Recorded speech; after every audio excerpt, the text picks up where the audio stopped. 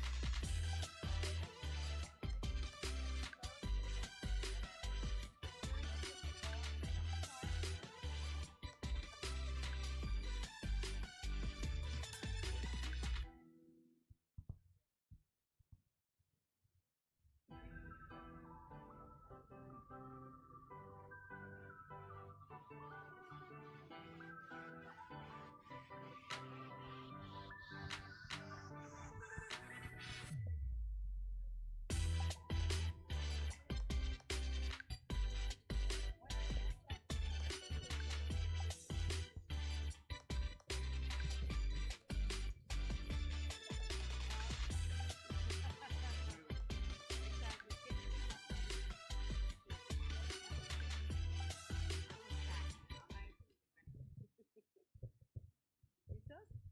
Ok, ahora sí. Hola, muy buenos días a todos. ¿Cómo están? ¿Bien? Qué bueno. ¿Entusiasmados por la plática? Ok. Bueno, les quiero presentar a Dan Hayward. Él es un animador, director y cofundador de Sea Creatures Production y Sea Learn Academy. Cuando no está colaborando con marcas como Nike y Hot Wheels o trabajando en proyectos como El Principito de Netflix o Kitty y Lou, se le puede encontrar corriendo en las colinas con sus hijos o buscando alguna cosa extraña para animar junto con su esposa y colaboradora Sylvie Trouvé. Les damos la bienvenida a Dale. Hola, Dale.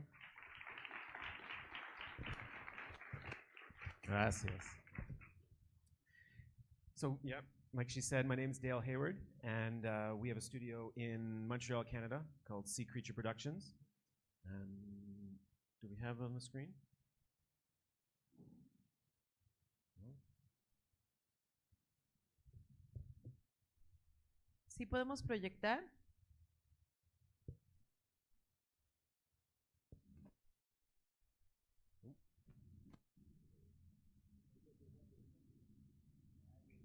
No? Bueno, mientras les pregunto, chicos, levanten la mano, ¿cuántos de aquí entienden inglés? Súper, muy bien. ¡Wow! Excelente. Perfecto. Ok, ¿ya estamos listos There con we la go. pantalla? Súper. Okay. All right. Okay, let me just get this back. Oh, how do I use this thing? Oops. Oops. I broke it. Okay, well, you're seeing our demo reel. So we primarily work in stop motion, and we've been doing it for over 20 years, working with the full spectrum of the industry, doing advertising, short films, music videos, documentaries. Our projects have amassed over 20 million views for our clients, and we've allowed them to connect with their audiences with a human touch. Just looking for my script. All right, okay. So we'll watch some of that.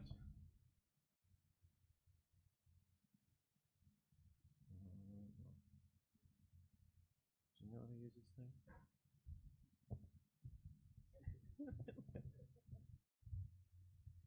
¿Nos pueden venir a ayudar? ¿Un tema técnico? Por favor. Gracias. Bueno, en lo que acomodamos el tema técnico. ¿Listo? No, oh, no. Ah, no? Okay. Excuse. It's okay. I'm going to ask them about how, if they know a little bit about it. Yeah, just to get the Yeah. A ver, en lo que arreglamos este tema técnico, quiero... Bueno, ya. Levanten la mano.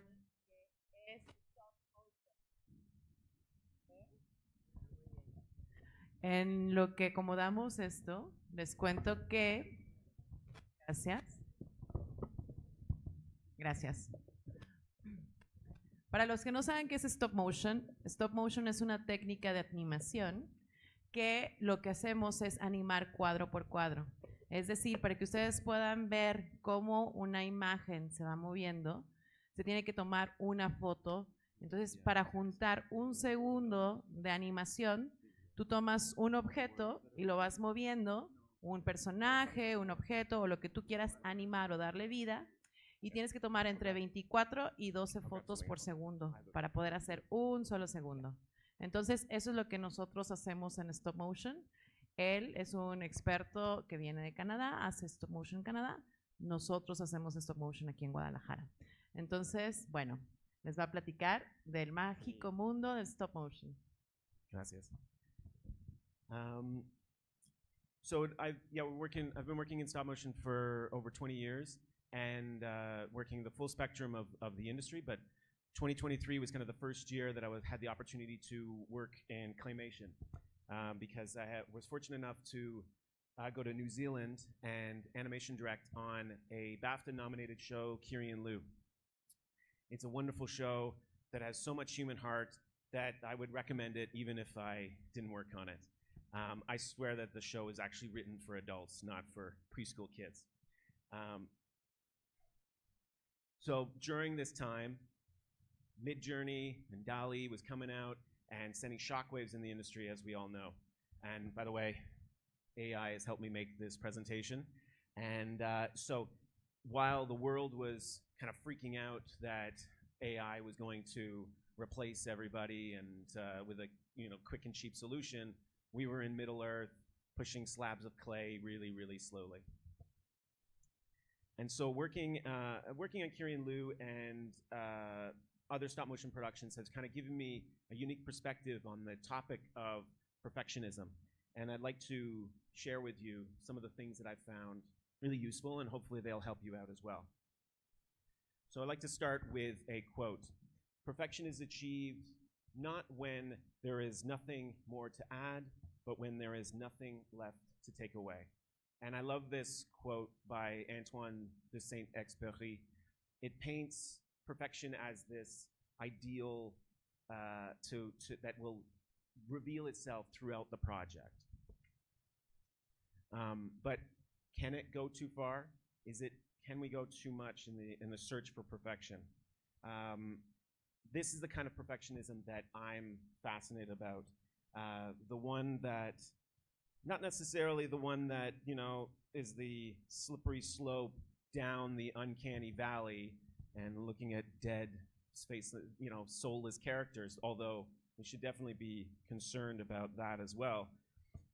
The perfectionism that I'm concerned about is the one that second guesses yourself, the one that sees only errors, the one that micromanages, the one that gets caught in the paralysis of analysis, the one that gets nothing done. And nothing is more boring than nothing. So, little story. Jim, a senior member of the HR department, looks up from the resume he has in his hands and says, well, everything's looking pretty good. Just one more question. What do you think is your greatest weakness? And Janet hesitates for a moment, just to give the impression that she hadn't already thought of an answer for this very question. And she says, well, I think I'm a bit of a perfectionist. I just never quit until it's just perfect. So who's heard this in an interview before? Who's used it themselves in an interview? No? Nobody? Oh, well. Why do we even consider this perfectionism as a weakness? Isn't, unrelenting high standards and never giving up a benefit, a quality? So, how did we get there? How did we get to this idea where perfection is actually a bad thing? We even glorify it. Kubrick and Fincher have been renowned for never giving up until they have the perfect shot. Kubrick, when he was shooting The Shining, was famously, he broke the world record by shooting the same shot 148 times. Imagine animating a shot 148 times. It's kind of ridiculous. Yeah, exactly. We'll never finish it. So after finishing Full Metal Jacket in 1987, Kubrick immediately started working on his next film. And in typical Kubrick fashion, he researched everything and read everything that he could find. And he eventually found his next story in the book Wartime Lies. And so it was based on the atrocities of World War II and specifically the Holocaust. And so after he found that, then he went into the next stage of his research and to read and research everything about World War II and the Holocaust. And while he was doing that, another filmmaker was also working on a film with very similar themes at the same time. Oops. And famously, it's Steven Spielberg. And he released Schindler's List, which went on to win 7 Academy Awards, including Best Picture and Best Director. And so Kubrick, then after all of that, he ended up pulling the plug on the project. So after years of researching it all and all of his experience, he's still affected by perfectionism. And he was left miserable, and we as the audience missed out as well. So, and I find it really fascinating that he can let that happen to himself. And I've felt the impacts of ego driven by insecurity too many times on productions. And I'm always looking for ways to circumvent that in the productions that I'm a part of. Luckily, I play mainly in stop motion, and so imperfections can kind of come with the territory. And so, but of course, projects require very high standards and lofty goals, and of course, clients have opinions, and we all want to make the best project possible. And I know I've caught myself focusing on details that I thought was extremely important, but of course, the audience didn't see it. But you know, you can't give up, and you have to work really hard on films. So why do we seek perfection?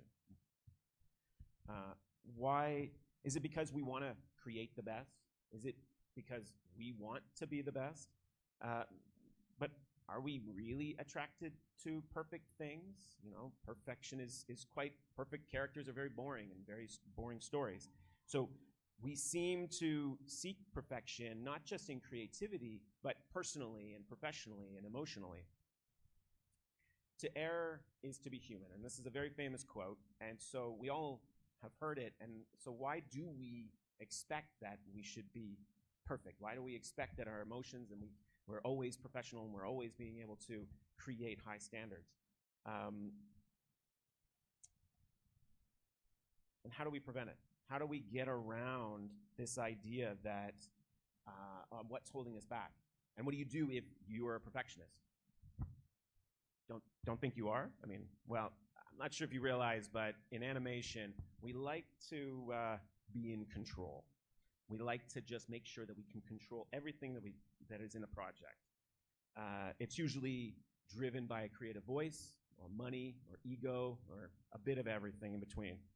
So we like to push little children around. We like to bend vertices. We like to manipulate pixels. We like to even push grinds of coffee with a feather. It's really, it's like controlling chaos. And ultimately in animation, everything has to be created. So that basically makes us gods.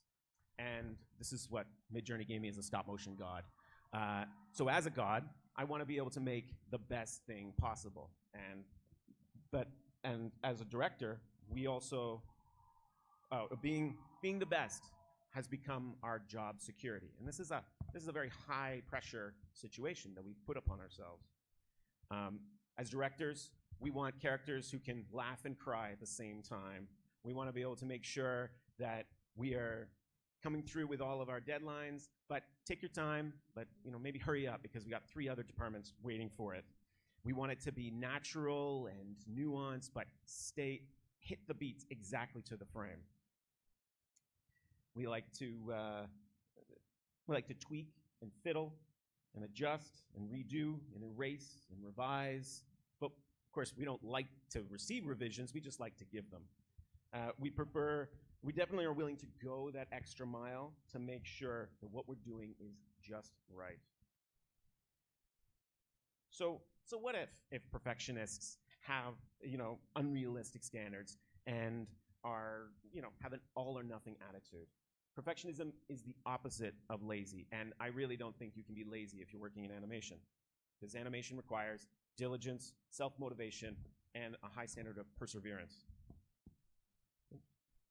So it kind of makes sense that animation would encourage perfectionism because, we all have the impression that perfectionists have very high standards. They often set very lofty goals and have a commitment to excellence. They can be highly productive, working diligently to refine their skills and constantly improve. They often they have very high standards, and they will go that extra mile. And their drive for success is what excels them in their endeavors. They pay meticulous attention to details, and a perfectionist mindset can drive them to continually refine and enhance their work, contributing to greater improvements in the industry. So all these sound like kind of the perfect recipe for animation, but obviously from this guy, he's not enjoying himself. But reality seems to disagree as well. And I found that these aspects make perfectionism initially appealing, but it's essential to recognize that there are some definitely downfalls to it all. I think Brené Brown is right when she says, we believe that perfection will protect us, but in fact, it's the thing that's really preventing us from being seen and taking flight. Studies have shown that perfectionists have a higher level of stress, anxiety, and burnout, according to a Harvard Business Review. The perfectionism is strongly associated with OCD, ADHD, and over the past 27 years, perfectionism has been on the rise. A World Health Organization study of 40,000 college students in the US, UK, and Canada has shown that the record number of young people are suffering from serious depression and anxiety disorders. So from 1989 to 2016, these people have experienced a globalized economy, the advent of the internet, social media, all of these things that are an ever-increasing number of ways of seeing how the world is and comparing yourself to standards outside of yourself. So we watch celebrities, athletes, and even our peers living these extraordinary lives, and so it's very easy to expect that we have to drive for perfection to meet up to their same levels.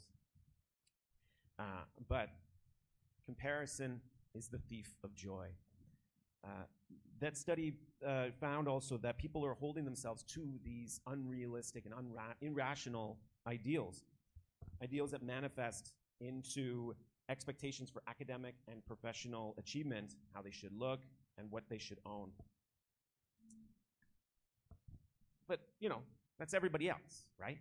It's okay if I expect myself to be a thoughtful husband, a great father of two, award-winning filmmaker, nuanced animator, savvy business specialist, SEO expert, pro drywaller, government grant and tax specialist, jar opener, random thing fixer, successful entrepreneur with a successful brand that has a cause greater than myself, all the while hitting our fiscal goals and not forgetting to call my mom, and all the while staying authentic.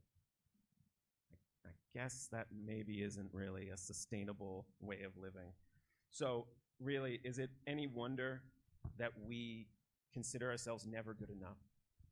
Or that we can perform miracles all day at work and then never be able to finish that personal project on our hard drive at home? I guess this is why we second guess ourselves and then we just end up not creating it all. Because ultimately, perfection is boring. But actually, perfection is the enemy of progress. That's my Winston Churchill accent. And who can really argue with Winston? But I'd like to add that perfection is the enemy of creativity and productivity.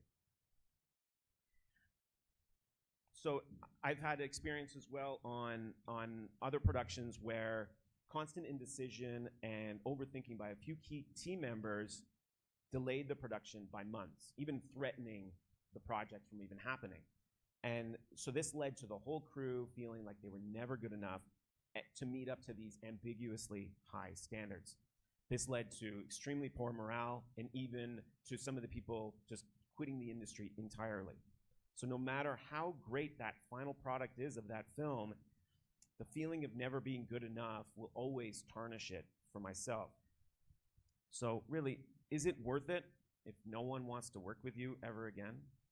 You know, if the concept of never being satisfied until they see it does actually the opposite. It hampers creativity in animation. It creates divisions between team members by spreading the self-doubt to the rest of the crew. You know, it's okay to say you don't know. You don't have to have all of the answers right now. This is a journey. This is a, it's a group effort. We need to give opportunities for the film to reveal itself. It's okay to ask for help. You have to trust your crew. You have to trust who's around you. You've hired them for a reason. These are great, talented people. Their opinions matter. And so much of why I've been able to grow in my career is from these opportunities from great people that have respected my opinion and asked for my help along the way. It's not ready yet, or what will people think, or oh, let's try a few more options.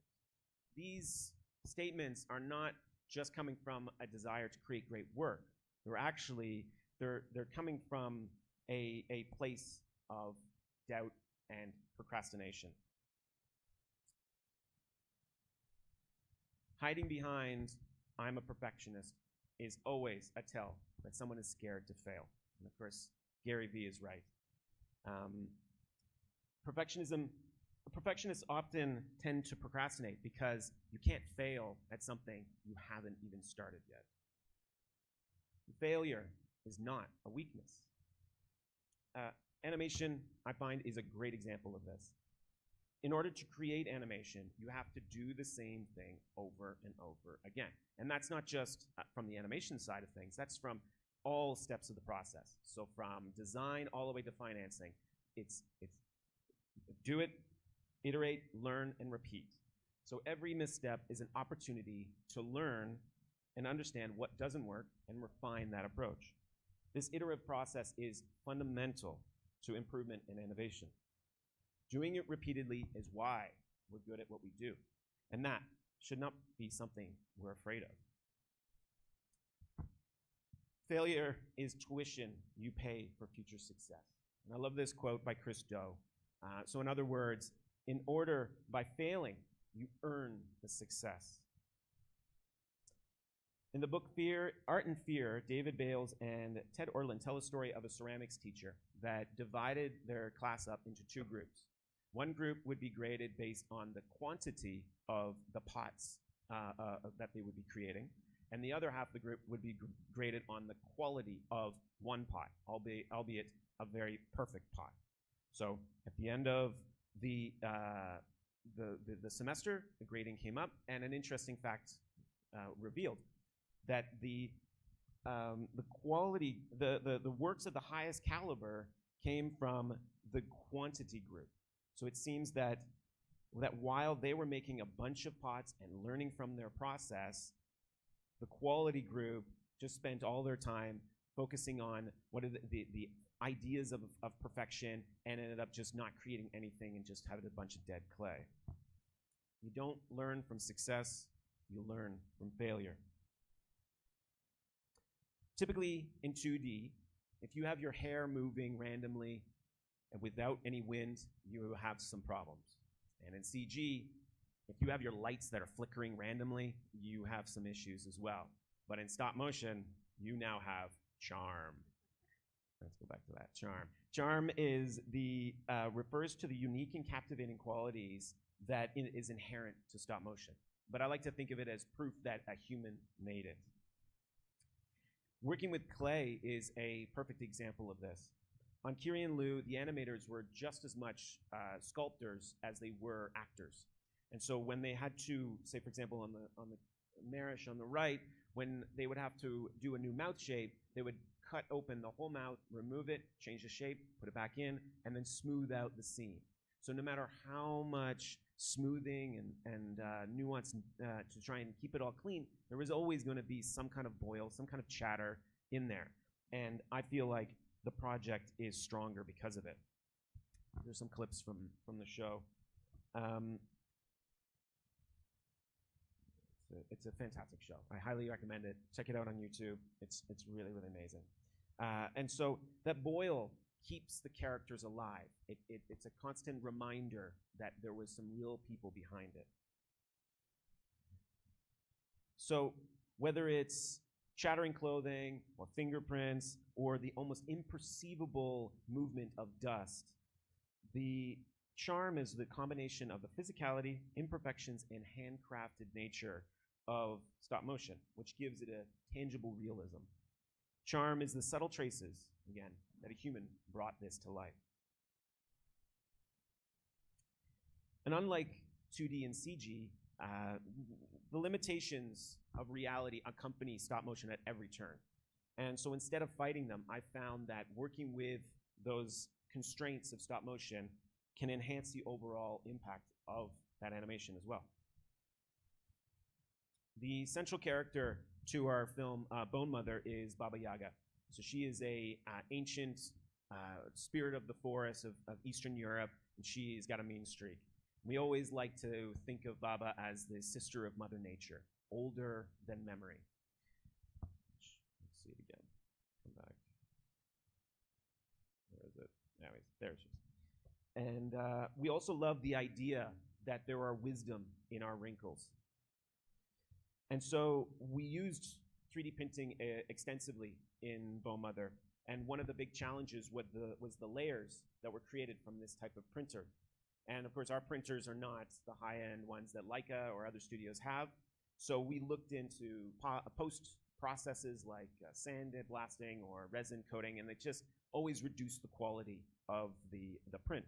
So during our development tests, we discovered something pretty amazing and used our limitation with intention. So these printers are basically fancy glue guns. And so they print in layers constantly.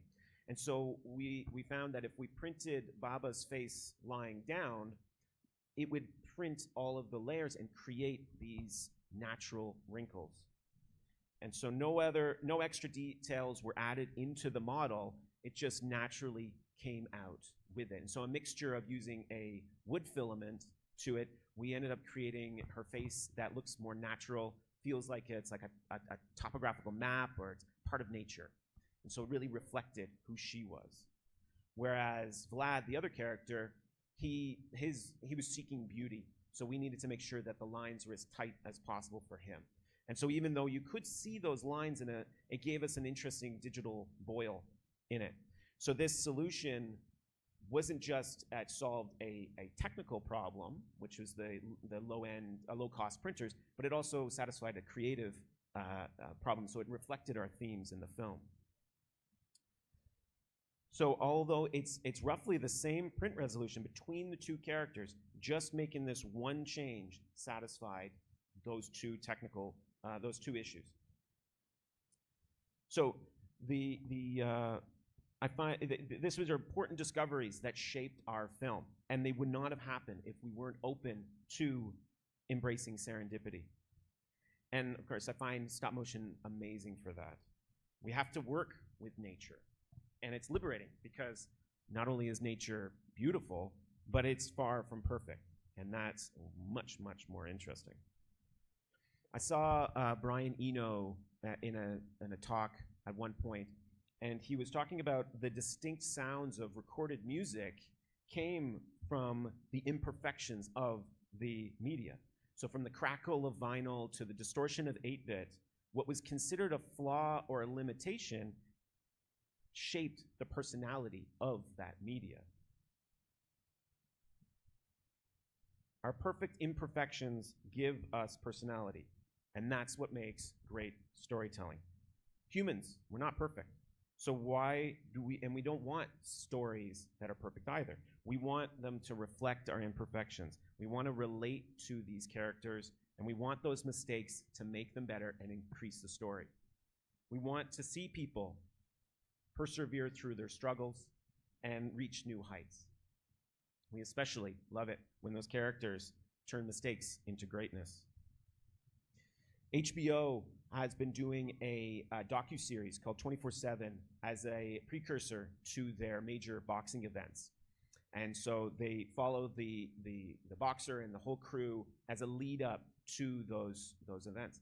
And so they educate the fans, and they also are to try and pre-sell the audience to buying the pay-per-view. And so out of the 5 programs that Floyd Mayweather has been involved, 4 of them received over 1 million pay-per-view buys. So now they're adding hockey to their slate to try and do the same thing. AI actually could, oddly enough, make reality shows and behind the scenes even more popular. AI has made believing what we see even harder these days. And so people, especially kids, probably the whole audience, has become apathetic about what we see. Everything is magic, whatevs.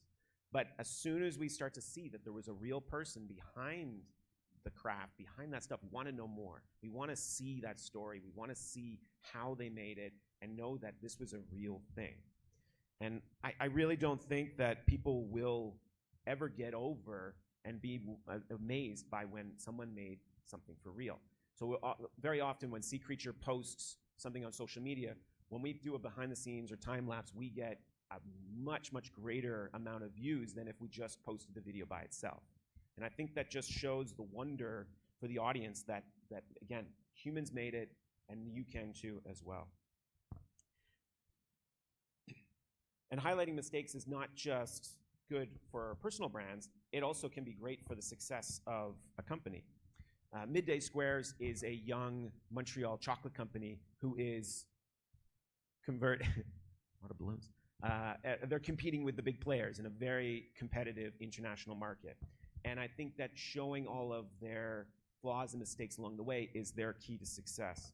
Jake, Leslie, and Nick are very active on social, showing that journey of running a Canadian company and in the international market, and they're not afraid to show those struggles and that they've made, not just in the business, but personally. Very often they're showing videos of them in their therapists, and we're seeing all of who they really are. So proving that you can use mistakes and still be great. So what's the difference between perfection and greatness? So the definition of perfection is the state of quality of being flawless, characterized by the absence of defects, errors, or shortcomings, and embodying the highest possible standard and degree of excellence. Okay? So, but greatness is a state of being distinguished by extraordinary qualities, achievements, or characteristics that set an individual thing apart, often recognized and admired for that excellence and impact. So I think the difference between perfection and greatness is really, it lies in the nature and the emphasis. So perfection is often associated, like I said, with flawlessness, an absence of defects, and an idealized standard. Whereas greatness encompasses outstanding qualities and achievements or contributions that someone or something has made. So rather than the rigidity of perfection, greatness allows for the flexibility and adaptation because of the presence of the imperfections. So greatness is what we should be seeking, not perfection. If you look at many of the master artists and painters throughout the years, a curious fact sort of arises, is that earlier on in their career, they tend to be a lot tighter, it's much more realistic. And as they progress throughout their career, they end up becoming looser, more abstract. And so as an animation director, no matter how much I receive information from the director and I convey it to the animator or the crew, the results are rarely what I expect. But stop motion has so many aspects that are happening at the same time, and that sometimes it's not just what I don't expect, it's the animator is also sometimes surprised by what ends up coming out of it. So I must ask myself always one key question: does it still work? Does it still achieve what the intention of the shot is, and whether it works in the overall film? And so then if it does, and if it still works, I apply the sort of classic improv technique of yes and. And I look at, let's move on. Let's move on. Does it still, if it still achieves it, let's move on. Work with what's been shot, and because making the film is paramount. That's the real reason why we're in it, not to make this perfect shot. So yes and is different than yes but. So yes but is closed and it rejects the offer. Yes and is a collaborative process where yes but creates a disagreement. Yes and is open and adds. Yes but blocks. Yes and strengthens the team, where yes but is a closed mindset. So I find that you actually have to have a yes and attitude when you're just animating in stop motion. Because it's straight ahead, you're always dealing with the hole that you dug in the previous frame. And so you're always working with that. And so even if it's not where you intended it to go, you've got to work with it. Otherwise, you've got to start all over again.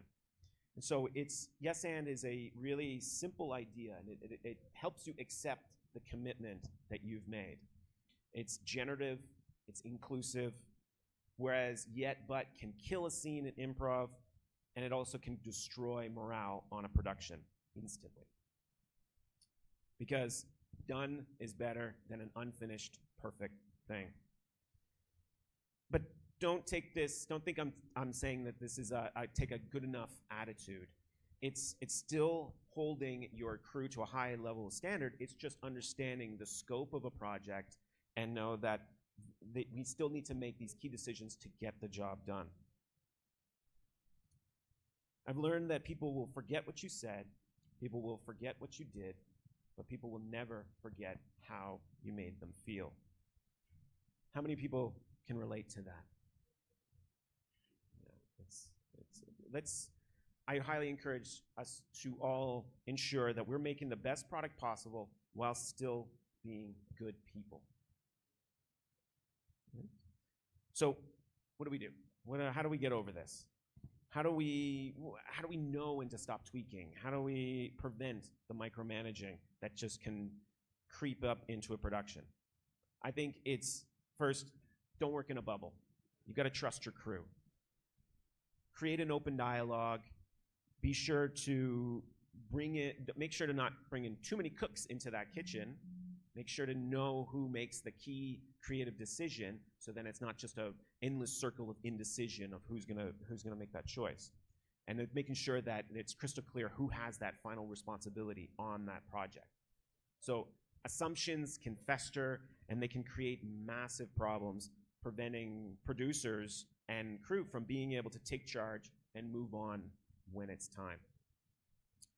If we were afraid to and didn't invite our peers to see our film Bone Mother at the ugly baby stage, no, not that baby, the one on the wall, the other one, we would have never discovered. We would have discovered that what we thought worked clearly was actually very, very muddy. So next, failure is not a weakness, as I said before, especially when you embrace serendipity. While we were in New Zealand, we were commissioned to create the festival trailer for Les Sommets de Cinéma d'Animation. It takes a lot to move a family all the way across the world, so we couldn't bring much of our stop-motion equipment, but we had a laptop, we had a camera, and that's pretty much all you need. And so we were totally amazed by all of the incredible nature and the flora and the fauna that was in New Zealand. And so and one of our studio mantras is that anything can be animated. We ended up letting nature become our muse. So we ended up animating dried plants and dried shells and flowers and sand and twigs and have them in replacements, and so they danced around to a really catchy track. We shot it all on location, all outdoors, in the natural light, and plus it was a zero waste production. So everything that we used just went right back to the forest, went into back to the beach. So the unique personality of the piece came from the unexpected. There's a small clip of it. And so I encourage you to introduce ways to go with the flow. Find your project's creative potential by not trying to control it so much. So go with the perfect imperfections. These make characters much more interesting. We want to see characters struggle. We want to experience the film through their strife and their mistakes and how it made them better. Flaws and imperfections in characters often make them much more authentic and engaging. So no one wants to see perfect characters. This makes for really boring stories. And so we shouldn't expect perfection in our lives and in our film productions as well. I like to think about, imagine if Ridley Scott's Alien didn't look like a guy in a suit. It would have been a totally different film. But luckily what they ended up doing was just working with what they had, and they let our imaginations do most of the work. They never show the whole Alien all together. They just have these incredible shots, and it's so much better because of it. It was obvious that they took a yes and approach to what they were doing, and they found that was one of the biggest breakthroughs on the project as well. So this now brings me to a little interactive segment of the talk. And we're going to make a Dungeons & Dragons character. And so I'm going to need everybody's help here as well. So I need, let me get my pen as well. Okay, I'm going to help you. Okay. Cool. I need a number between 1 and 10. 7. Okay. All right. Give me a number between 1 and 12. 12. And a number between 1 and 3. 2. Okay. All right. So she is a half-orc cleric. Okay. All right. That's okay. It's kind of boring. But this is where the fun part comes in. I have this list of it's a list of 100 quirks and flaws that you can develop in a character. And this is the really fun part of where we can start to infuse some real personality into our characters, and not just in D&D, but for all characters that we're creating. So next, I need a number between 1 and 100. 57. Okay. Let me look at the second page. Whoops. All right, and give me another one. Another number between 1 and 100. 4. Okay. Go back. And one more. 5. Okay. All right. So our half-orc cleric constantly rubs her hands. She speaks slowly, and she falls asleep randomly. So that's a much, much more interesting character now. Now the player knows what this character can do in a situation, how they might react in a fight, what are they going to do when they get into that situation. So I love to do this in general with all of our characters that we create, is look for those small little flaws and those quirks, what you think is a mistake, and we might look at it as like, oh, if I speak really slowly, no one's going to want to listen to me. Now you have personality. Now you're interested. And so these quirks give them a past. They highlight the beauty of these imperfections. And so they give the player an opportunity and a way to think as their character. And so these are jumping off points for them to get into trouble. So I hope that this has helped you realize recognize the perfectionist in us all, and that seeking perfectionism, it promises meticulousness and hard work and high standards, but it can also deliver some heavy mental issues, and it can ultimately lead to an inferior product. Expecting perfection is not going to give you what you're looking for. Letting go, being open to the project, revealing yourselves, saying yes and more, and everything stinks until it's finished. So I highly encourage us all to listen to the good doctor and finish that project that we have and move on to the next one. If you want to find out how your project can be infused with more imperfections, I'd love to talk to you more. We can add more human touch into all projects, regardless of whether it's not stop motion or not. And we only take a few projects per year, but we're always open to have the conversation, and we'd love to hear from you more. So, mucho gracias. I'm Dale Hayward from Sea Creature. Thank you so much.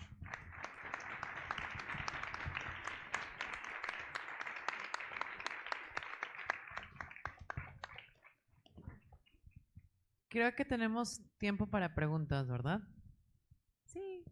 Ok, perfecto. ¿Alguien tiene alguna pregunta que le quiera hacer a Dale? ¿Ahorita o nunca?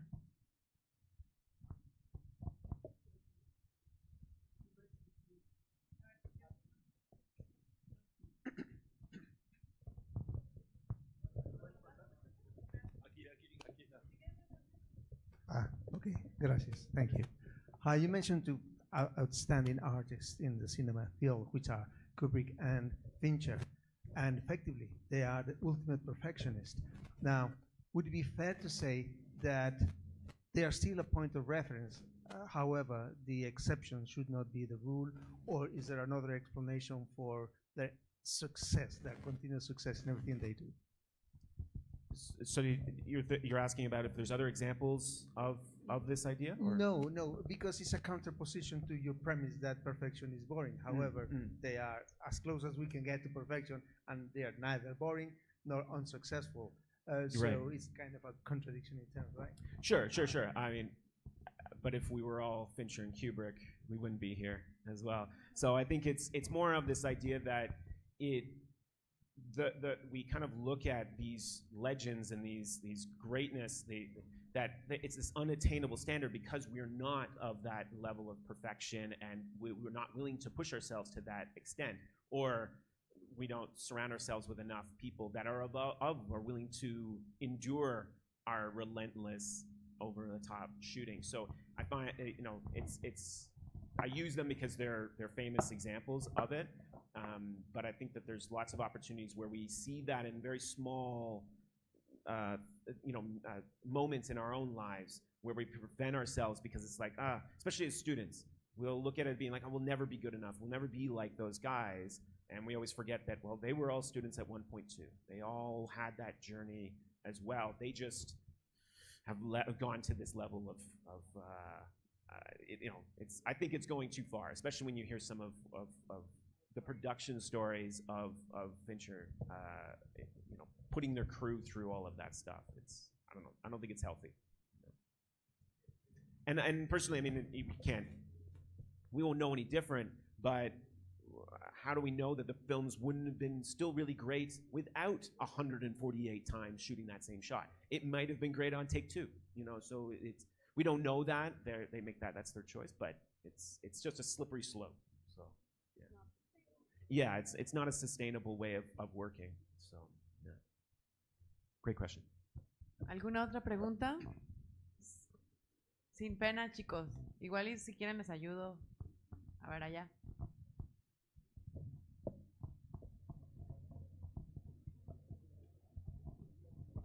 I was wondering, does greatness come from our mind? Like, do we give everything we make our own touch? Like something special, Like being creative, giving our own ideas, and making something special in our own way.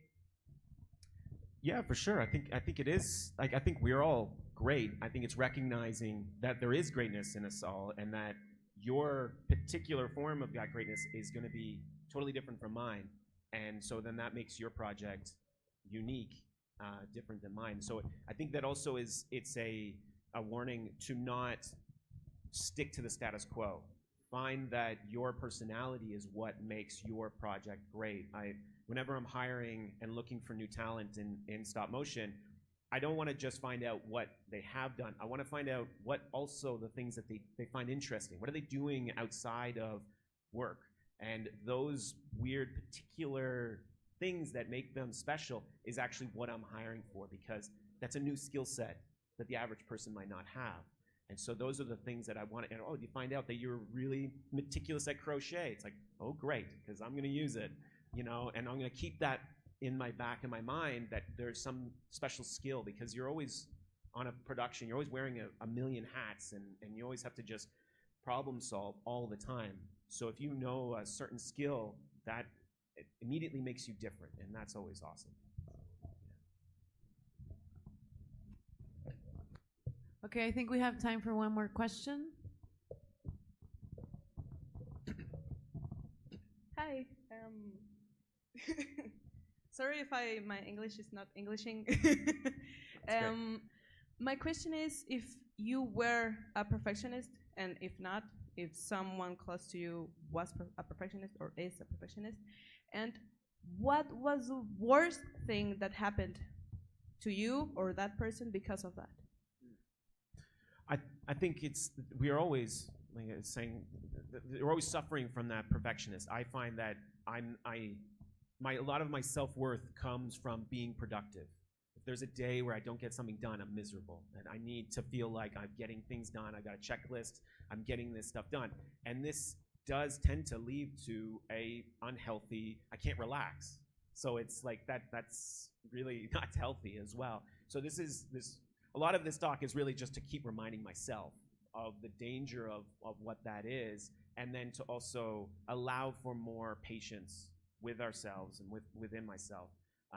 And so I think, in particular, on a project, I think I don't really have a good example right off the top of my head, but I know that along the way you have a vision of what you want to create, and then reality always slaps you in the face and surprises you. And so it's again, as always, instead of fighting it, it's always just embracing that actually now it's better because of what I'm limited by, and using that limitation with intention. Because at the time when we didn't know what we were going to do with Baba's face, it was a huge deal. Our producers were freaking out. We've already spent months of development, and we don't have a solution. And we realized that actually the solution was right there in front of us. We just needed to just flip it over. And so it really, it's like a lot of times I really encourage everybody to just sort of look at what you're already coming with, and that you already have all the ingredients. They just might not be in the right place yet. Yeah, thank you. Bueno, creo que ya se terminó el tiempo. Muchas gracias por estar acá. Thank you, Dale. Muchas gracias. And bueno, nos vemos. Bye.